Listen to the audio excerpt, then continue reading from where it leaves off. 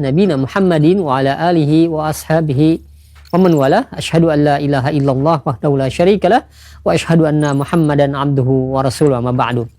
Ikhlal Islam a'azakumullah, para pemirsa dan pendengar Roja dimanapun Anda berada. Beberapa saat lagi kami akan hadirkan ke ruang dengar Anda dan ke layar kaca Anda kajian yang kami pancarluaskan dari Masjid Al-Barkah, Jalan Pahlawan, Kampung Tengah, Cilengsi, atau Komplek Radio Roja, yang mudah-mudahan kita bisa mengambil faedahnya. Dan kami mengucapkan selamat menyimak, semoga bermanfaat. Roja TV, saluran tiruah Al-Quran dan kajian Islam.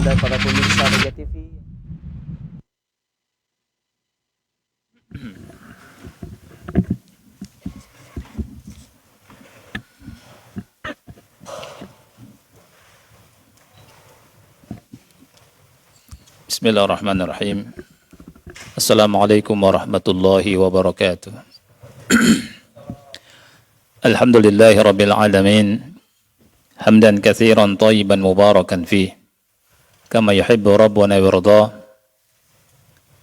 Wassalatu wassalamu ala nabiyyina Muhammad wa ala alihi wa sahbihi wa man tabi'ahum bi ihsanin ila yaumiddin. Amma ba'd. Ikhwas sekalian yang Allah muliakan, kita meminta dan berdoa kepada Allah Subhanahu wa taala agar Allah Subhanahu wa taala memberikan kepada kita semua ilmu yang manfaat dan pahala yang besar, dan semoga dengannya Allah angkat derajat kita semua. Pada kesempatan yang lalu kita sudah bahas tentang pelajaran-pelajaran ibrah yang bisa kita ambil dari kisah Nabi Nuh, kisah dakwahnya Nabi Nuh alaihi salatu wassalam.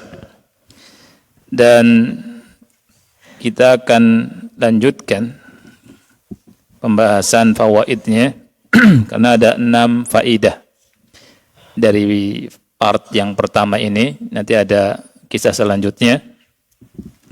Tapi untuk mengingat, kita sebutkan secara global dari faedah pelajaran dakwah Nabi Nuh alaihi salam. Yang pertama, inna jami'ar rusuli min Nuhin alaihi salam ila Muhammadin sallallahu alaihi wasallam muttafiquna ala da'wati ila tauhidil khalisi wan nahyi 'anil syirki. Semua para rasul dari Nabi Nuh alaihi salam sampai kepada Nabi Muhammad sallallahu alaihi wasallam sepakat dakwah mereka adalah dakwah tauhid al-khalis, mengajak manusia untuk mentauhidkan Allah dan melarang mereka dari berbuat kesyirikan. Ini pelajaran yang pertama. Dan saya juga sebutkan bahwa dakwah para sahabat Rasul kita sallallahu alaihi wasallam juga dengan dakwahnya dakwah apa? Tauhid. Jadi semua para rasul dakwahnya dakwah tauhid. Rasul kita Nabi Muhammad sallallahu alaihi wasallam dakwahnya dakwah tauhid. Dan Rasulullah ketika mengutus para sahabat beliau seperti Mu'adz bin Jabal ke Yaman, itu dakwahnya dengan dakwah apa? Tauhid. Jadi dakwah tauhid ini nomor 1, at-tauhidu awwalan ya du'atal Islam. Tauhid ini nomor 1 wahai para dai. Kemudian yang kedua, ala du'ati ila Allah alla yattali'u ila ma fi aidin nas min hitamid dunya al-fani wa la yas'alu an-nasa ajran ala da'watihim. Wajib bagi para dai untuk tidak tergiur dengan apa yang ada di tangan manusia dari kesenangan dunia dan tidak meminta upah atas dakwah mereka. Ini pelajaran yang sangat penting untuk para dai. Dari apa yang kita baca dari kisah Nabi Nuh alaihi salam, beliau berdakwah itu tidak meminta upah. Semua para nabi juga demikian. Para sahabat juga demikian. Jadi dakwahnya memberikan manfaat dan tidak minta apa? Upah, imbalan dari dakwahnya. Yang ketiga, as-sabru ala da'wati nas ilallah. Bersabar untuk mendakwahi manusia. Ini penting sekali. Kita lihat Nabi Nuh alaihissalam berdakwahnya selama 950 tahun. Siang malam dakwahnya. Kemudian ketika banyak orang, ketika sendiri-sendiri, dengan terang-terangan, dengan sembunyi-sembunyi, dan dengan berbagai macam metode asalib yang digunakan oleh Nabi Nuh alaihi salam dalam berdakwah. Dan beliau lakukan itu selama waktu yang sangat-sangat panjang. Bukan sepekan, 2 pekan, sebulan, 2 bulan, bukan setahun, 2 tahun. Bukan puluhan tahun juga. Sebagian kita kalau sudah merasa, sudah 10 tahun merasa dakwahnya sudah panjang sekali. Padahal Nabi Nuh alaihi salam berdakwah 950 tahun. Dan pengikutnya juga sedikit. Sangat-sangat sedikit pengikut Nabi Nuh alaihi salam. Ya, puluhan. Sangat sedikit. Untuk waktu yang begitu panjang. Oleh karena itu, ketika melihat seseorang ketika ngajar, ketika berdakwah, berhasil atau tidaknya bukan dilihat dari jumlah pengikut. Kalau misalkan kita melihat seseorang berdakwah, jumlah pengikutnya banyak, dan itu tanda berhasil, bagaimana dengan Nabi Nuh alaihi salam? Dan bagaimana dengan para nabi alaihi wassalatu wassalam dan para rasul, yang Rasul katakan ada nabi yang pengikutnya 1-2. Bahkan ada di antara nabi yang tidak dapat mengikut, enggak ada pengikut sama sekali. Apakah dakwah mereka dikatakan gagal? Dikatakan tidak berhasil? Jadi menilai berhasil atau tidaknya dakwah bukan dari jumlah pengikut. Ketika menilai dakwah itu berhasil atau tidak dilihat dari si dai itu, pendakwah itu berada di jalan atau belok kanan kiri. Seandainya berada di jalan yang benar, maka dia berhasil. Walaupun dia memiliki pengikut yang sedikit atau bahkan tidak ada pengikut sama sekali. Selagi berada di rel dakwah, maka dia berhasil. Dan dia telah memenangkan dakwah. Jadi hakikat kemenangan dakwah itu bukan dilihat dari jumlah pengikut yang banyak. Kemudian yang keempat, at-tahdhir minal ghulu fi mahabbatis salihin. At-tahdhir, peringatan dari gulu. Dari gulu. Gulu ini bersikap berlebihan kepada orang-orang yang soleh. Kesyirikan yang pertama yang muncul di muka bumi itu karena gulu terhadap orang-orang soleh. Ini penyakitnya. Dan penyakit gulu ini, ikhwan yang Allah muliakan, ternyata berkelanjutan. Bahkan sampai masa sekarang. Manusia gulu kepada orang-orang yang dibilang orang itu soleh, orang baik. Berlebihan. Ya, dan ini hukumnya haram. Karena Nabi SAW bersabda, la tutruni kama atratin nasara ibna Maryam. Jangan kalian menyanjungku berlebihan sebagaimana orang-orang Nasrani menyanjung Isa bin Maryam berlebihan. Fa inna ma'ana abduhu. Aku adalah hambanya, kata Rasul. Fakulu abdullahi wa rasuluh. Maka katakanlah, aku adalah hamba Allah dan Rasulnya. Abdun wa Rasul. Nabi Muhammad itu abad wa Rasul. Abdun la yu'bad wa Rasulun la yukazzab. Abdun, beliau seorang hamba. Kalau hamba tidak boleh diibadahi. Tetapi ingat, beliau adalah Rasul, utusan Allah. Kalau Rasul, la yukazzab, tidak boleh didustakan. Abdun la yu'bad wa Rasulun la yukazzab. Nah, sekarang pelajaran yang kelima, dan ini belum kita bahas.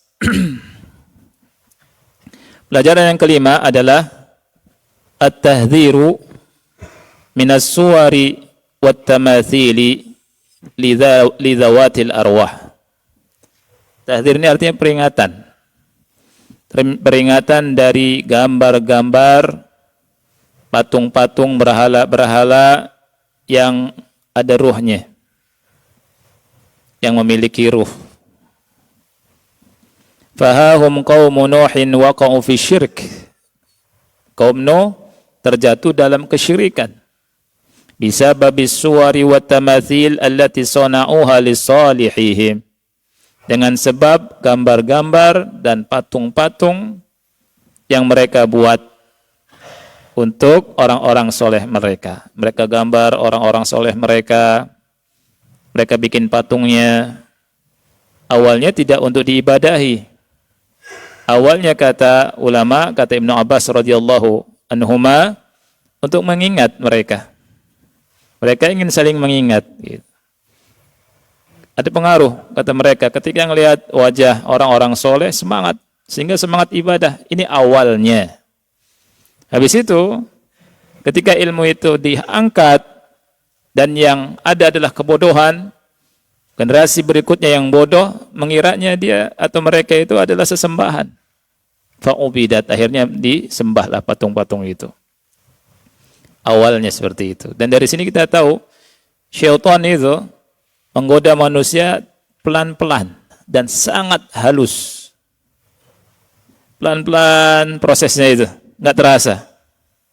Syaitan nggak langsung bilang, ayo sembah. Nggak langsung bilang gitu. Karena orang tahu, ini kesyirikan, nyembahnya pada Allah saja. Tapi syaitan bisiki dulu. Caranya adalah apa? Bikin patung, bikin gambar, supaya ingat kepada mereka dan antum semakin dekat sama Allah. Kalau ingat semangat. Awalnya begitu. Oh bagus, baik gitu. Begitu. Sampai akhirnya patung-patung tersebut disembah. Walidzalika ja'al Islam yuharrimus suwar wa tamathila lidzawatil arwah. Oleh karena hal tersebut, Islam datang mengharamkan gambar-gambar dan patung-patung yang memiliki ruh. Nabi SAW bersabda, ini hadis sahih, muttafaqun alaih, di Bukhari nomor 5950, di Muslim nomor 2109. Rasul kita SAW bersabda, inna asyaddan nasi azaban yaumal qiyamati al-musawwirun. Sesungguhnya manusia yang paling berat azabnya, yang paling keras siksaannya adalah orang-orang yang menggambar makhluk hidup. Al-musawwirun di sini orang-orang yang menggambar makhluk hidup. Tentunya juga yang bikin patung makhluk hidup. Yuqalu lahum, kemudian dikatakan kepada mereka orang-orang yang suka gambar itu, ahyu ma khalaqtum, hidupkanlah apa yang kamu cipta. Jadi mereka itu disuruh niup ruh, ngasih ruh. Bisa tidak ikhwan? Tidak akan bisa. Ya. Ini menunjukkan bahwa Allah tidak suka kalau ada makhluknya yang bikin patung, makhluk hidup, yang bikin gambar makhluk hidup. Dan ini menunjukkan perbuatan tersebut dilarang. Kita mengetahui hal ini karena Rasulullah SAW bersabda, Rasulullah SAW mengatakan demikian. Kita umat beliau. Kalau umat beliau dan mengaku kita adalah umat Nabi Muhammad SAW, mencintai Nabi Muhammad SAW, maka kita harus mengikuti sabda beliau.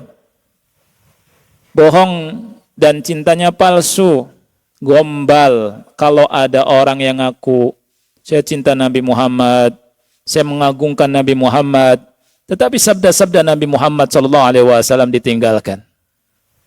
Sabda-sabda Nabi Muhammad SAW tidak dipakai, bahkan dilecehkan, wal'iyadzubillah. Kalau kita ngaku umat Nabi Muhammad, ingin dapat syafaat katanya dari Nabi Muhammad SAW, kita harus nurut apa yang dikatakan sama Nabi Muhammad SAW. Itu saja, selesai. Sebenarnya nggak sulit. Sulitnya itu ketika ada hawa nafsu. Kok bisa ya? Berarti umat Islam nanti nggak punya kesenian dong. Nggak ada seni dong. Ya? Masa gambar nggak boleh? Lihat. Sempit cara berpikirnya. Dan mereka bilang, antum sempit sekali. Gitu. Padahal mereka yang sempit. Gambar, kalau antum mau gambar rumah, ya, gambar pemandangan, gambar laut, gambar gunung, gambar bintang, boleh tidak? Boleh, indah. Indah enggak? Tapi ketika berhadapan dengan larangan dari Rasul kita SAW, kita jangan berani. Dengan alasan apapun sudah. Ya? Nah itu. Ini penting sekali untuk disampaikan masalah ini.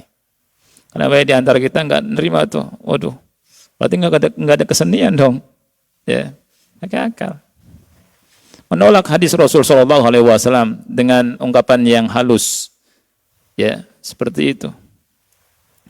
Semua analogi, akhi, semua ungkapan, semua perkataan, walaupun halus, walaupun indah, walaupun kayaknya diterima gitu ya. Tapi kalau bertolak belakang dan bertentangan dengan ajaran Islam, maka wajib kita tolak. Anda kasih contoh. Tawaf di sekitar Ka'bah. Zaman dulu, zaman jahiliyah, itu tawafnya telanjang. Makanya sahabat diutus tahun 9 Hijriyah untuk mengumumkan setelah tahun ini nggak boleh ada lagi yang tawaf dalam keadaan telanjang. Dan yang haji mesti orang Islam, orang mukmin. Karena Nabi SAW di tahun 9 itu amul wufud, Nabi nggak bisa haji. Nunggu sampai tahun 10 Hijriyah. Kenapa mereka tawaf dengan telanjang, akhi? Ini menunjukkan budaya Arab ini juga bukan jilbab ya. Ya telanjang mereka untuk tawaf. Saya tanya ikhwan. Kenapa dan apa alasannya? Dan antum tahu, yang telanjang itu bukan laki-laki saja. Perempuan ikut telanjang. Telanjang, benar-benar telanjang bulat. Tawaf. Sehingga keluar syair-syair mereka. Saat ini kami telanjang, tapi kami enggak halalkan melihat aurat kami. Itu. Ini perempuannya telanjang. Apa alasannya? Masuk akal alasannya. Kata mereka, kami la natuf bi thiyabin asainallaha fiha. Alasannya masuk akal. Analoginya masuk akal. Kami tidak akan memakai pakaian untuk melakukan tawaf yang pakaian ini dulu kami maksiati Allah dengannya. Inginnya bersih. Ketika tawaf bersih, zahiran wa batinan. Secara zahir dan batin. Makanya ketika ingin bersih, zahirnya harus bersih, maka lepas semua, ditanggalkan semua pakaiannya. Dan batinnya bersih. Tapi telanjang, aurat dalam Islam. Makanya Rasulullah SAW kasih pengumuman, gak boleh. Habis ini yang tawaf telanjang. Lihat ada 2 ajaran dan 2 alasan. Ya. 1 mengatakan tawaf telanjang boleh karena harus suci kita ini, zahir dan batin. Masuk akal enggak ikhwan? Masuk akal tidak? Masuk.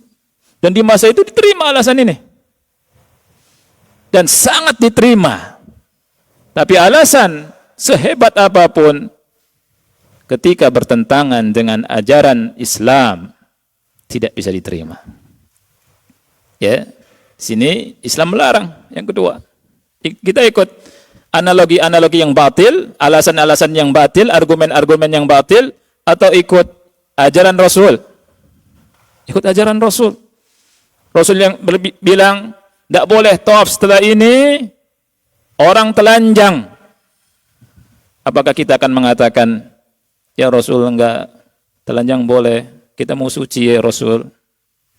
Ketika Rasul mengatakan, yang paling keras azabnya adalah orang yang menggambar makhluk hidup, kita mengatakan, Rasul, gimana dengan kesenian nih?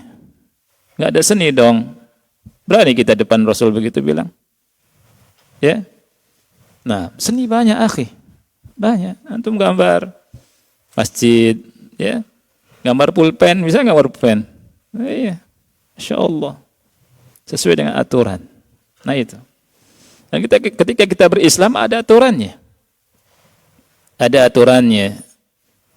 Dan aturan itu ada dalam Al-Qur'an dan Sunnah Rasulullah sallallahu alaihi wa ala alihi wasallam. Sadisan, yang ke-6. Dan ini akan saya bahas panjang insyaallah tentang al-istighfar sababun likulli khair. Al-istighfar sababun likulli khair. Istighfar itu merupakan sebab bagi setiap kebaikan. Ini faedah sangat besar sekali. Istighfar pintu semua kebaikan. Istighfar dasar dari semua kebaikan.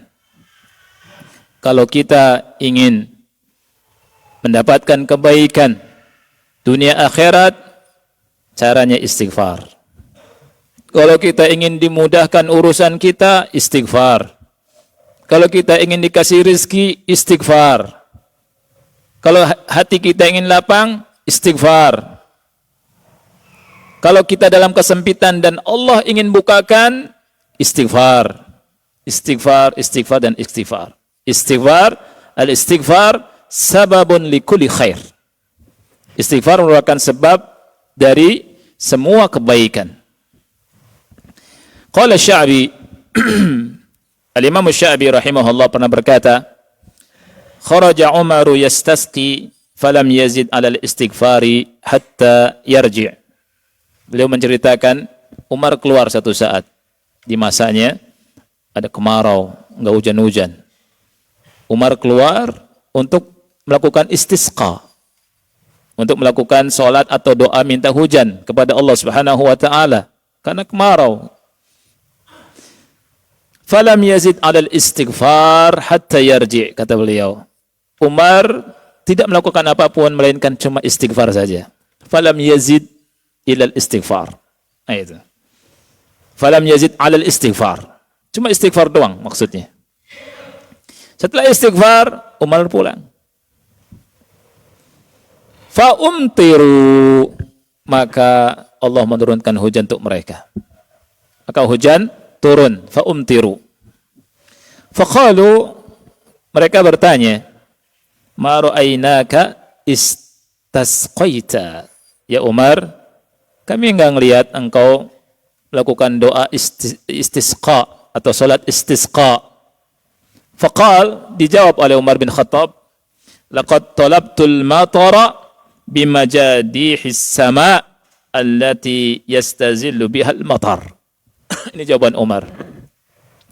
Aku telah meminta hujan dengan gayung-gayung langit yang dengannya hujan turun. Maksud gayung-gayung langit itu adalah apa? Istighfar. Umar membaca firman Allah Ta'ala, istaghfiru rabbakum innahu kana ghaffara. Surat Nuh ayat ke-10. Nabi Nuh berdakwah kepada kaumnya dengan mengatakan, mintalah ampun kepada Rabb kalian, niscaya Allah turunkan hujan kepada kalian. Jadi istighfar. Umar mengambil dalil dari firman Allah Subhanahu wa taala surat Nuh ayat berapa? 10. Umar itu istighfar, kemudian pulang, hujan turun. Subhanallah. Wa qala Ibnu Subaih berkata, syaka rajulun ilal Hasani al-jadubata.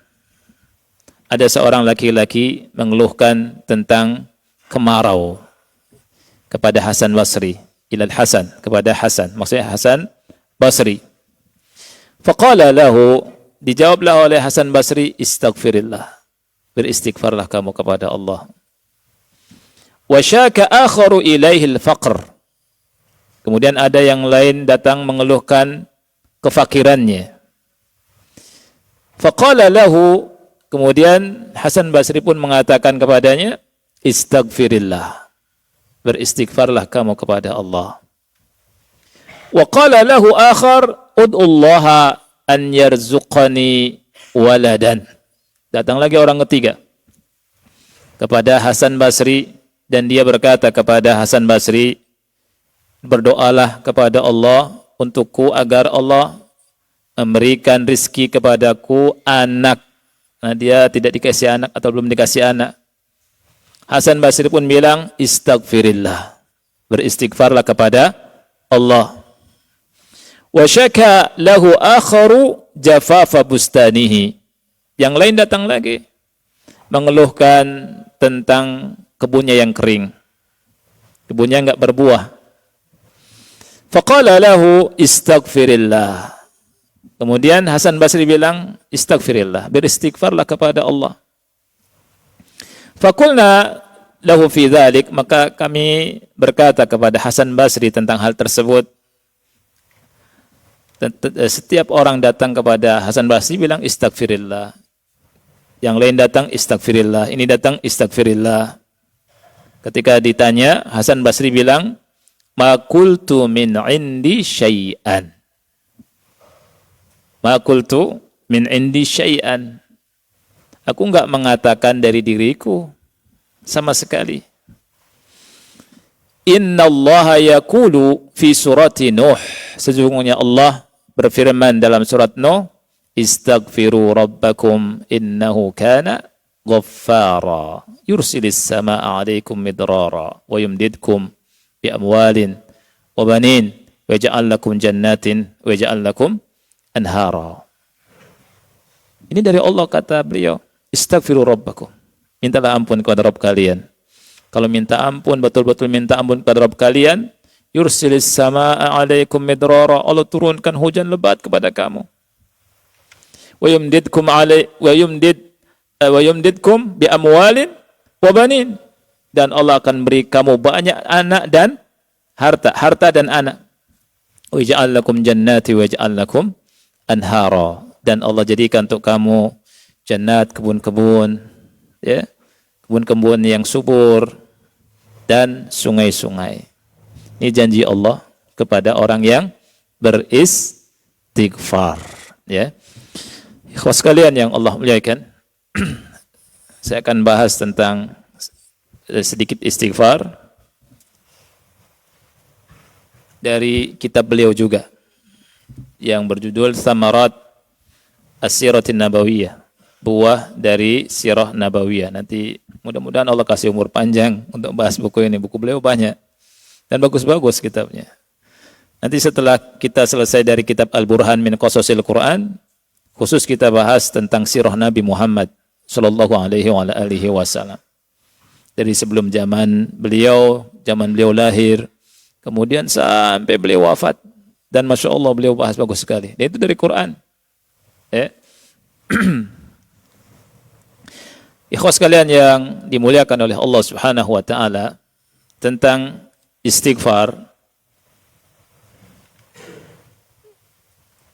ini penting sekali. Beliau di kitab yang lain, ya, seperti yang Anda katakan di Thamarat As-Sirah An-Nabawiyah, berkata, "Fal 'abdu fi hadhihi dunya baina dzanbin wa ni'mah."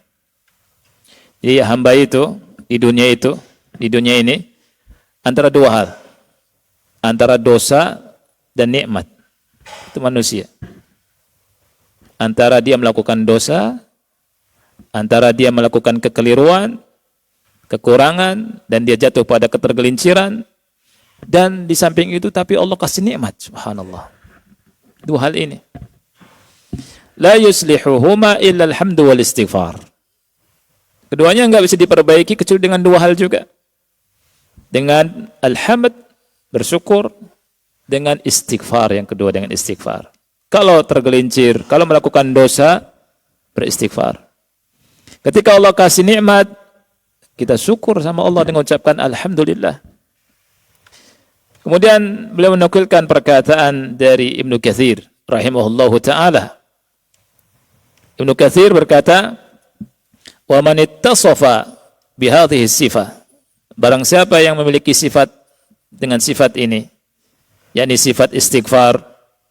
Jadi orang gemar beristighfar, yassarallahu alaihi rizqah. Allah mudahkan rizkinya. Wa sahala alaihi amrah. Allah mudahkan urusannya. Wa hafidha sya'nah, dan Allah jaga urusannya. Subhanallah. Kalau kita ingin dimudahkan rizki, urusan kita ingin dimudahkan, dan urusan kita dijaga sama Allah, maka kata Ibnu Katsir, kita harus banyak istighfar, sampai istighfar itu menjadi sifat kita. Lihat, wa man ittasafa bihadhihi sifah, orang yang memiliki sifat ini dimudahkan urusannya, dimudahkan rezekinya, dijaga sama Allah Subhanahu wa taala. Istighfar. Dan istighfar, kata beliau, yajlul qulub, bisa membersihkan hati. Wa yaj'alullah bihi li'abdihi al-mustaghfiri min kulli dhiqin makhraja. Allah jadikan bagi hamba yang beristighfar, kesempitannya diberikan jalan keluarnya. Wa min kulli hammin faraja. Jadi setiap masalah yang membuat dia memikirkan keras, ya, itu ada jalan keluarnya. Wa yarzuqhu min haitsu la yahtasib, dan dikasih rezeki dari arah yang tidak disangka-sangka. Wal istighfar yukhrijul 'abda minal fi'lil makruh ilal fi'lil mahbub, dan istighfar itu mengeluarkan hamba dari perbuatan yang dibenci sama Allah kepada perbuatan yang dicintai sama Allah Subhanahu wa taala. Wa minal 'amali an-naqis ilal 'amali tam, dari amalan yang kurang menuju kepada kesempurnaan. Wa yarfa'ul 'abd minal maqamil adna ilal maqamil a'la wal akmal, dan bisa mengangkat derajat hamba dari kerendahan kepada derajat kesempurnaan. Ini istighfar. Ya, jadi saya minta maaf ikhwan yang punya kitabnya, nanti insyaallah kita lanjut pekan depan. Ya, ana baca dari yang lain dulu. Wal istighfar, ini kebaikan istighfar. Sababun min asbabi husnil khatimah. Istighfar merupakan salah satu sebab husnul khatimah.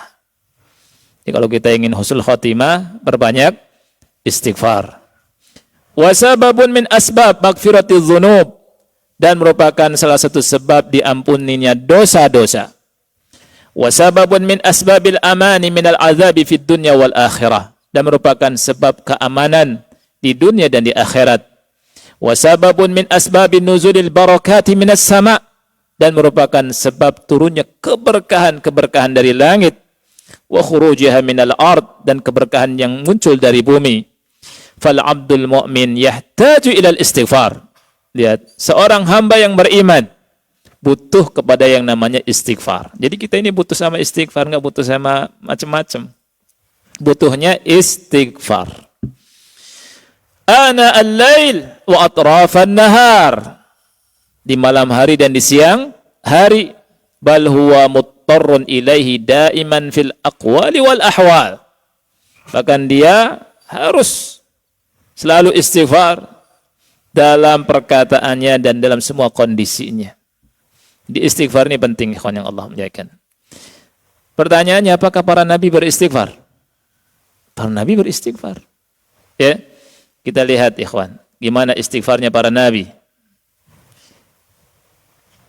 Istighfarnya para nabi, pertama Nabi Adam dan istrinya. Ada di surat Al-A'raf ayat 23. Istighfarnya Nabi Adam dan istrinya. Istighfarnya gimana bentuknya? Qala Qala ini musanna, dua. Berarti Nabi Adam dan ibunda Hawa. Qala, keduanya berkata, Rabbana zalamna anfusana, wahai Rabb kami mendolimi diri kami. Lihat, mendolimi diri. Tidak nyalahkan orang lain. Ini istighfar yang benar. Yang mendolimi diri itu bukan orang lain ke antum, bukan. Antum yang mendolimi diri antum sendiri. Saya mendolimi diri saya sendiri. Kita mendolimi diri kita sendiri. Makanya istighfarnya luar biasa. Contoh dari Nabi Adam ini. Rabbana zalamna anfusana, wahai Rabb kami mendolimi diri kami. Wa illam taghfir lana wa tarhamna lanakunanna minal khasirin. Apabila engkau tidak mengampuni kami, tidak merahmati kami, sungguh kami termasuk orang yang rugi. Ini istighfar Nabi Ibrahim, Nabi Adam. Istighfarnya Nabi Nuh ada di surat Nuh ayat 28. Rabbighfirli wa liwalidayya wa liman dakhala baitiya mu'mina walil mu'minina wal mu'minat. Ini doanya atau istighfarnya Nabi Nuh. Wahai Rabb, ampuni aku dan kedua orang tuaku dan siapa saja yang masuk rumahku dalam keadaan beriman, juga ampunilah orang-orang yang beriman, baik laki-laki ataupun wanita. Ini istighfarnya Nabi Nuh alaihi salam di surat Nuh ayat 28. Nabi Ibrahim juga istighfar. Di surat Ibrahim ya, ayat ke-41. Istighfarnya Rabbana ighfirli wa liwalidayya walil mu'minina yauma yaqumul hisab.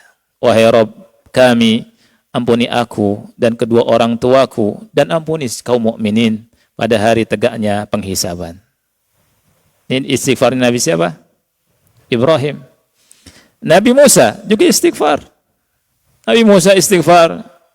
Allah berfirman di surat Al-Qasas ayat 16. Qala rabbi inni zalamtu nafsi. Subhanallah. Wahai Rabbku, aku telah mendolimi diriku. Faghfirli faghfaralah. Ampunilah aku dan Allah ampuni dia.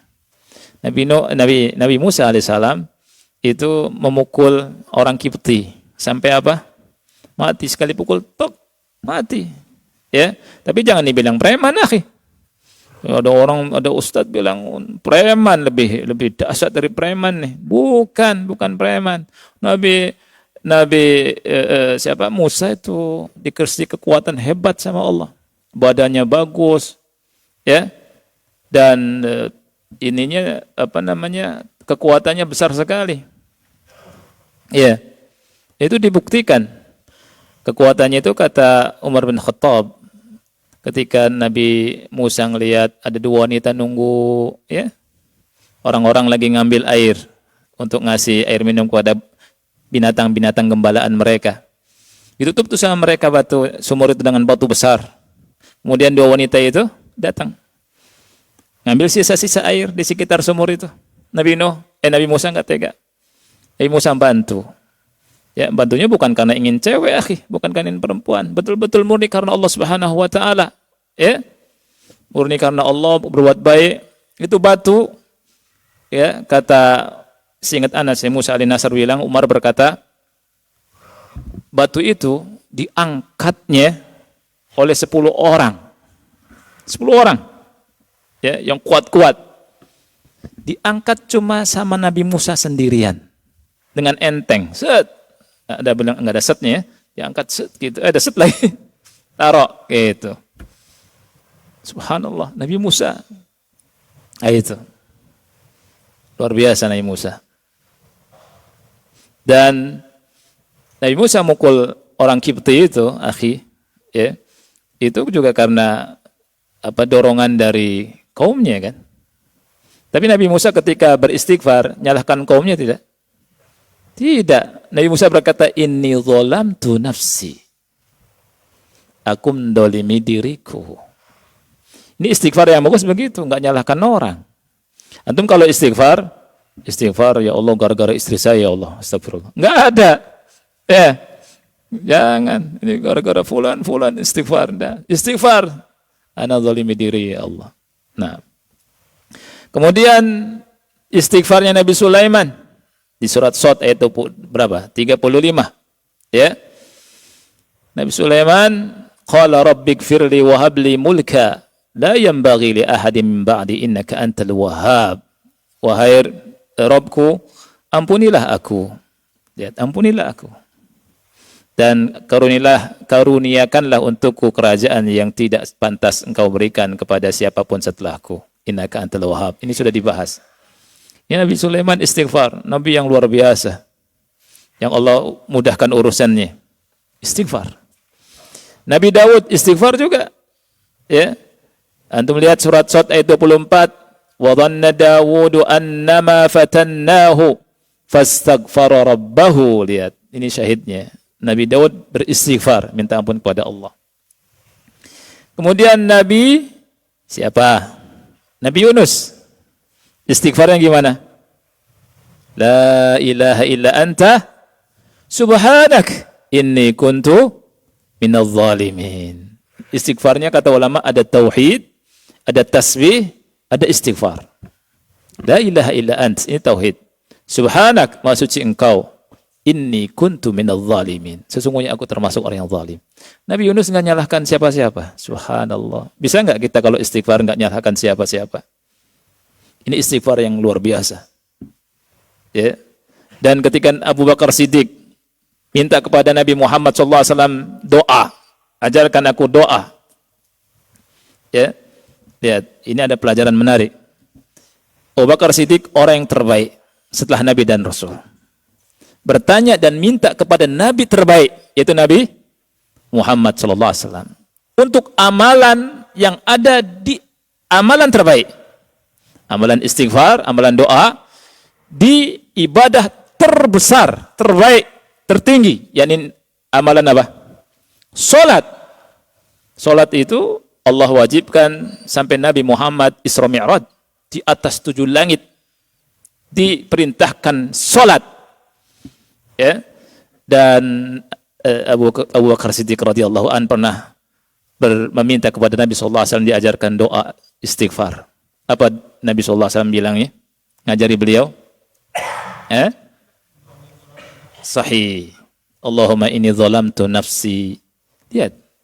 Yang disebutkan dulu, aku mendolimi diriku. Saya tanya, ikhwan, Abu Bakar Siddiq dengan kita siapa yang lebih zalim? Gak bisa dibandingkan ya. Jauh. Abu Bakar Siddiq. Orang terbaik. Ya. Dikasih tahu sama Nabi, katakan. Allahumma inni zalamtu nafsi. Ya Allah, sesungguhnya aku mendolimi diriku. Zulman katsira. Dengan kedoliman yang banyak. Lihat, awal mau istighfar seperti itu.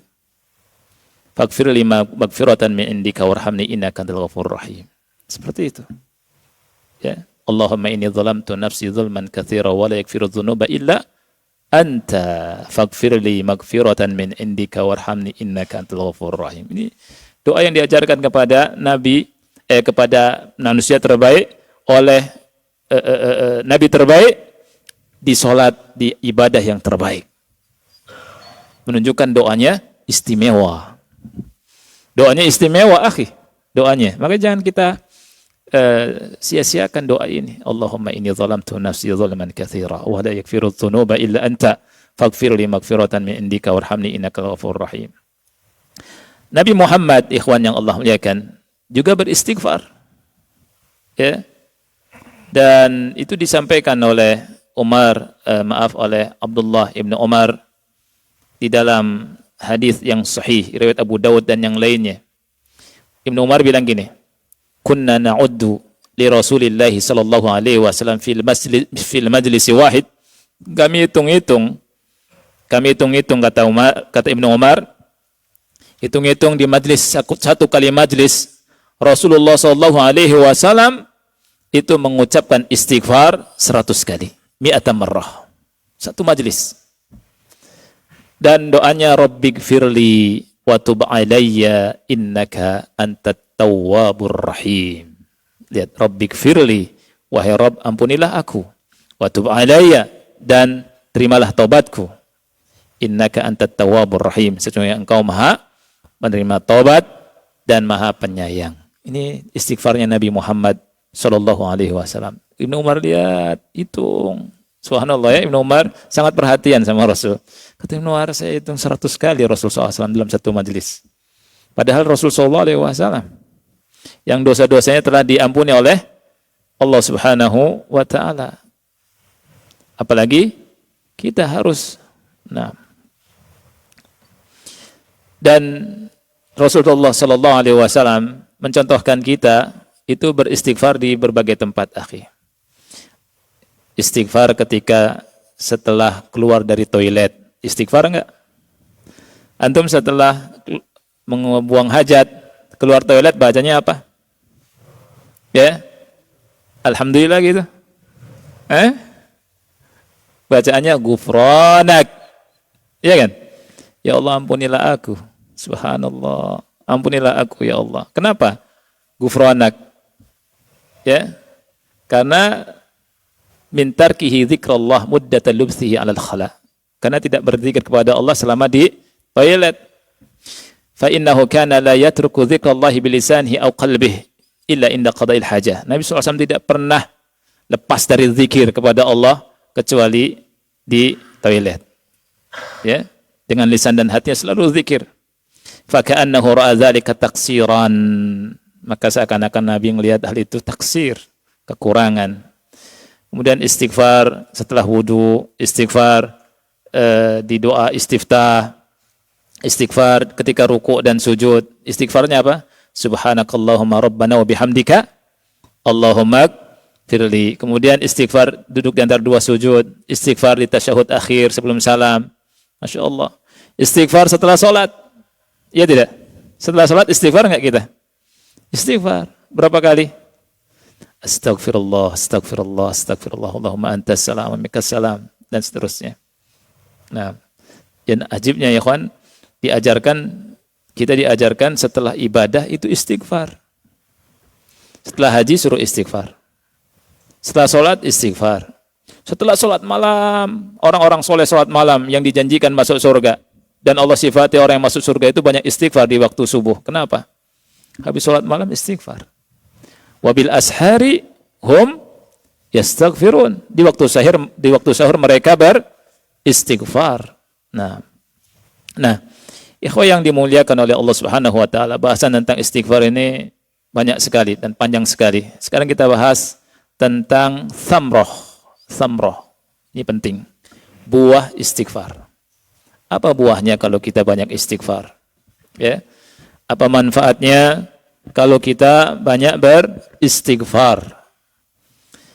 Yang pertama, samrah yang pertama, saqlul qalb wa salamatuhu min syarriz dzunub. Hati jadi bersih dan selamat dari keburukan dosa. Itu hati jadi bersih. Jadi kalau hati ingin bersih, tidak hitam, maka banyak beristighfar. Dalilnya apa? Dalilnya hadis Hasan riwayat Tirmidzi dan yang lainnya dari Abu Hurairah radhiyallahu anhu. Rasul SAW pernah bersabda, "Innal 'abda idza akhta'a khati'atan nukitat fi qalbihi nuktatun sauda." Seorang hamba kalau melakukan dosa, kesalahan, ada titik di hatinya, titik hitam. Ini kata Rasul sallallahu alaihi wasallam.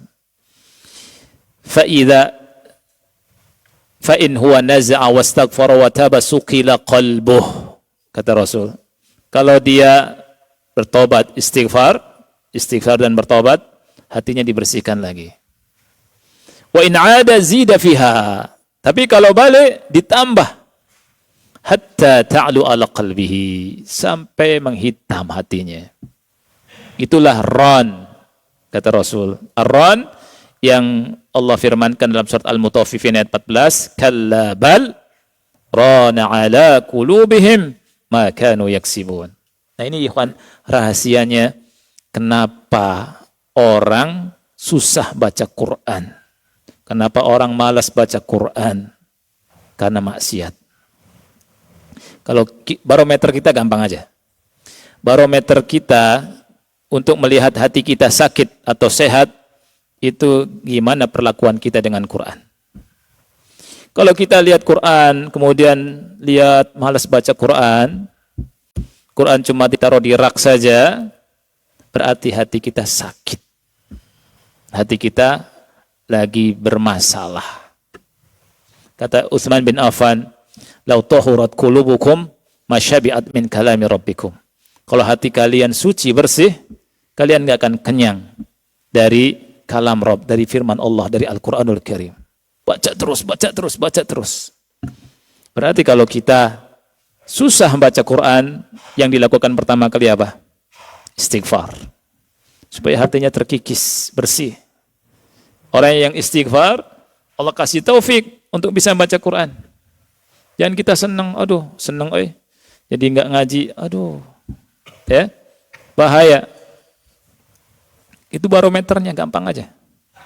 Jadi kalau kita ingin tahu kita ini lagi bagus keimanannya atau tidak, lihat, baca Quran aja. Nah itu. Kemudian buah berikutnya, buah yang ke berapa ikhwan? Buah yang kedua, ya. Orang yang suka beristighfar akan mendapatkan keamanan dari azab di dunia dan di akhirat. Allah selamatkan dari azab karena istighfar. Dalilnya surat Al-Anfal ayat 33.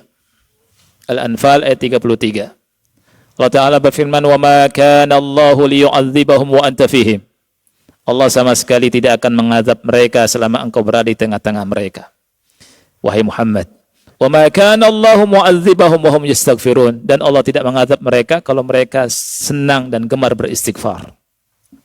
Surat Al-Anfal ayat 33. Ibnu Abbas tentang ayat ini berkata, "Kana fihim amanan." Manusia itu memiliki dua keamanan yang bisa menjaga dari azab. Yang pertama Nabi, yang kedua istighfar. Fadhahaban Nabi sallallahu alaihi wasallam. Nabi sudah meninggal. Tinggal sisa satu, yaitu apa? Kata beliau, fabaqiyal istighfar. Sisanya istighfar. Artinya, Nabi enggak ada. Kalau kita enggak istighfar, azab turun. Dan artinya, kalau kita perbanyak istighfar, Allah jaga kita dari apa? Dari murkanya, dari azabnya. Ini buah dari istighfar. Oleh karena itu, Rasul pernah berkata juga kepada wanita, "Ya ma'syaran nisa tasaddaqna." Kata Rasul, wahai para wanita, bersedekahlah kalian. Wa aktsirnal istighfar, perbanyak istighfar. Fa inni ra'aitukunna aktsara ahlin nar. Karena aku lihat kebanyakan penduduk neraka itu dari kalian. Ada seorang wanita yang berkata, "Ya Rasulullah, wa ma lana ya Rasulullah aktsaru ahlin nar." Wahai Rasulullah, kenapa kami para wanita menjadi penghuni neraka paling banyak ya Rasulullah? Rasul bilang, "Tukthirnal la'na wa takfurnal ashir." Disebabkan karena kalian banyak melaknat dan karena kalian banyak mengkufuri suami-suami kalian. Itu ya. Jadi seorang wanita yang sudah punya suami, dikasih sama suaminya, Masya Allah, nafkah, ya, bulanan dikasih jajan, dikasih nafkah, kemudian sakit dianterin, betul-betul dimanjakan sama suaminya. Tapi kalau udah masalah, saya nggak pernah ngelihat engkau baik sama sekali satupun. Waduh, kayaknya suaminya ini jahat. Dikasih hadiah sama suaminya, nggak terima kasih. Takfurnal ashir, mengkufuri suami. Nah, istighfar, perbanyak istighfar. Para wanita, ibu-ibu, perbanyak istighfar supaya Allah nggak murka dan supaya nggak menjadi penghuni neraka yang penuh dengan siksaan yang mengerikan. Nah, sudah waktu Isya ya. Habis Isya kita lanjutkan dikit lagi buah dari istighfar. Nah, sallallahu alaihi Muhammad wa ala alihi wa sahbihi wa barak wasallam.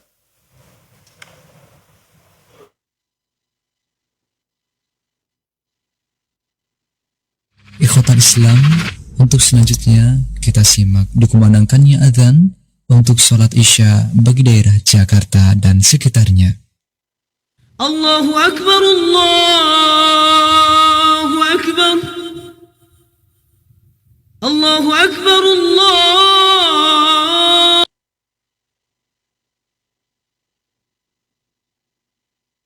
Allahu Akbar. Ashhadu an la ilaha illallah. Ashhadu an la ilaha illallah. Ashhadu anna Muhammadar Rasulullah.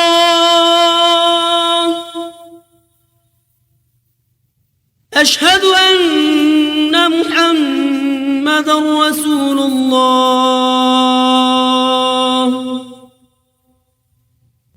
حي على الصلاة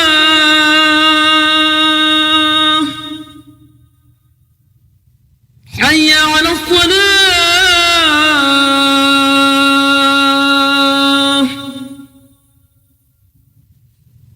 حي على الفلاح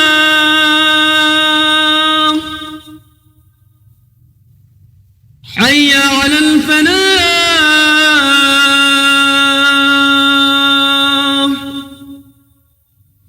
الله أكبر الله أكبر لا إله إلا الله.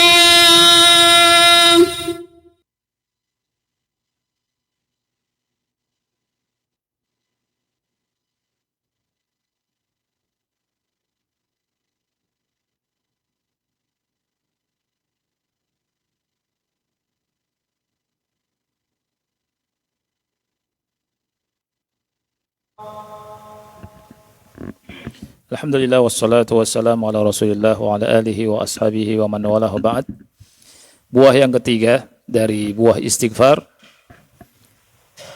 Syekh Abu Islam rahimahullah berkata, al-istighfaru sababun lil husuli ala khairai ad-dunya wal akhirah. Istighfar merupakan sebab untuk mendapatkan kebaikan dunia dan akhirat. Al-istighfar merupakan sebab untuk mendatangkan kebaikan dunia dan akhirat, atau untuk mendapatkan kebaikan dunia dan akhirat. Kebaikan dunia, kata beliau, al-barakat, keberkahan-keberkahan. Jadi dengan istighfar Allah turunkan keberkahan. Wal aulad, Allah kasih anak, anaknya baik-baik, ya. Wal amwal, harta. Kemudian wal quwwah, kekuatan. Jadi kalau ingin kuat, perbanyak istighfar. Makanya antum melihat orang soleh itu kuat-kuat. Nggak perlu obat kuat. Para nabi kuat, ya. Kemudian para sahabat kuat. Dan Ibnu Taimiyah antum lihat kuat juga kan? Sangat kuat Ibnu Taimiyah itu. Ibnu Taimiyah rahimahullah itu zikirnya khusyuk. Dan di pagi hari beliau zikir sampai matahari menyinari. Ibnu Qayyim melihat dan memperhatikan beliau. Kemudian Ibnu Taimiyah bilang, hadhihi qudwati, ini adalah sarapan pagiku. Illam ataghada bi hadhihi al-ghadwa saqatat quwwati. Kalau saya enggak sarapan seperti ini, hilang kekuatanku. Nah, ini semua diantaranya dalilnya adalah surat Nuh ayat ke-10. Faqultu astaghfiru rabbakum innahu kana ghaffara. Aku katakan, mintalah ampun kepada Rabb kalian. Sesungguhnya Allah Maha Pengampun. Yursilis samaa'a 'alaikum midrara. Niscaya Allah Subhanahu wa taala akan menurunkan hujan yang deras kepada antum. Wa yumdidkum bi amwali wa banin wa yaj'al lakum jannati wa yaj'al lakum anhara. Kemudian di surat Hud ayat ke-52. Surat Hud ayat yang ke-52. Di surat Hud ayat 52 ini menjelaskan orang yang banyak istighfar Allah kasih kekuatan. Wa ya qaum istaghfiru rabbakum. Nabi Hud berkata kepada kaumnya, wahai kaumku, istaghfiru rabbakum, mintalah ampunan kepada Rabb kalian. Summa tubu ilaih, kemudian bertobatlah kepadanya. Yursilis samaa'a 'alaikum midrara, niscaya Allah akan menurunkan air hujan kepada kalian dengan deras. Wa yazidkum quwwatan ila quwwatikum. Ini dalilnya. Dan Allah akan memberikan kekuatan. Allah tambah kekuatan dari kekuatan kalian. Ya, kuwatan ila quwwatikum. Kalau ingin dikasih kekuatan sama Allah, perbanyak istighfar. Kemudian juga dalilnya atau yang bisa kita ambil sebagai dasar bahwa istighfar itu mendatangkan kebaikan adalah perkataan Hasan Basri. Semua orang yang mengeluhkan tentang masalah dunia, Hasan Basri bilang istighfirillah. Yang datang tentang mengeluhkan tentang kemarau, istighfirillah. Yang datang mengeluhkan tentang kefakiran, istighfirillah. Yang datang mengeluhkan enggak punya anak, istighfirillah. Yang datang mengeluhkan tentang kebunnya yang kering, enggak berbuah, istighfirillah. Semua istighfirillah, istighfirillah, istighfirillah. Ini minta ampun, ini penting. Nah, terus apa yang bisa kita amalkan? Perbanyak istighfar. Perbanyak istighfar. Antum tahu sebagian orang, bahkan ahlul bidah punya wiridan. Punya wirid tertentu, akhi. Ya, kita wiridnya istighfar saja sudah. Istighfar, paling banyak, paling bagus. Ya, istighfar, astagfirullah wa atubu ilaih, astagfirullah wa atubu ilaih. Terus begitu. Allah mudahkan hidup. Dan kebaikan di akhirat, itu Allah masukkan ke surga. Dan sahifah, catatan amal kita, kata Rasulullah SAW, itu yang paling bagus, yang banyak istighfarnya. Kata Rasul, tuba liman wajada fi sahifatihi istighfaran kathiran. Berbahagialah bagi orang yang mendapati dalam catatan amalnya istighfar yang banyak. Lihat, istighfaran kathiran. Istighfar yang banyak. Sebanyak-banyaknya. Pagi istighfar, siang istighfar, sore istighfar, malam istighfar. Lagi sempat istighfar, jalan istighfar. Nah, ada yang bertanya ke ulama, ya, bagusnya kita istighfar atau zikir? Bagusnya apa? Terus dijawabnya, kalau pakaian kotor, bagusnya dihias apa dicuci? Bagusnya dicuci. Hati kita kotor. Bagusnya di apa? Dicuci. Cara nyucinya dengan apa? Istighfar. Karena akan memudahkan urusan kita semua istighfar ini. Istighfar bukan perkara yang sepele. Istighfar dan istighfar. Allah subhanallah, istighfar ini akan melapangkan dada orang. Dan orang berada dalam kenikmatan ketika istighfar. Tapi istighfarnya khusyuk. Itu bisa dicoba itu. Istighfar, khusyuk, Allah kasih kenikmatan hidup. Allah kasih ketenangan. Istighfar. Karena minta ampun sungguh-sungguh sama Allah. Nabi Yunus, kita ambil pelajarannya. Di dasar lautan sampai mendengar kerikil-kerikil bertasbih, makhluk Allah bertasbih. Ya, dan keadaan kalau kita menyeramkan itu kan. Di dasar lautan, di kegelapan, gelap malam, gelap bawah tanah, gelap lumpur, gelap dalamnya lautan. Subhanallah. Istighfar beliau, la ilaha illa anta. Subhanaka inni kuntu minadh zalimin. Kalau seseorang khusyuk mengucapkan istighfar, angin ribut, angin kencang, dia tetap nyaman, akhi, tenang. Ala bi dzikrillahi tatmainnul qulub. Ketahui dengan berzikir kepada Allah hati dan tenang. Angin ribut pun dia istighfar santai, astagfirullah. Mati-mati. Tapi sudah istighfar. Tenang tidak? Tenang istighfar itu. Ya, makanya istighfar ini sangat penting sekali. Dan pelajaran kita dari banyak hal ini, kalau kita tidak ingat kecuali istighfar, ini cukup, akhi. Ya, astagfirullah wa atubu ilaih, atau seperti istighfarnya Rasul, Rabbik firli wa tub alayya innaka antat tawwabur rahim.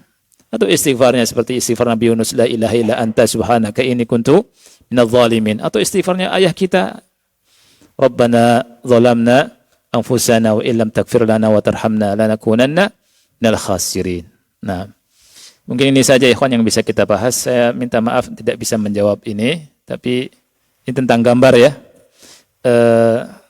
Mudah-mudahan manfaat dan semoga kita diberikan ilmu oleh Allah, diberikan pahala, dan semoga dengan ilmu Allah angkat derajat kita semua. Subhanakallahumma bihamdika asyhadu an la ilaha illa anta astaghfiruka wa atubu ilaik. Assalamualaikum warahmatullahi wabarakatuh.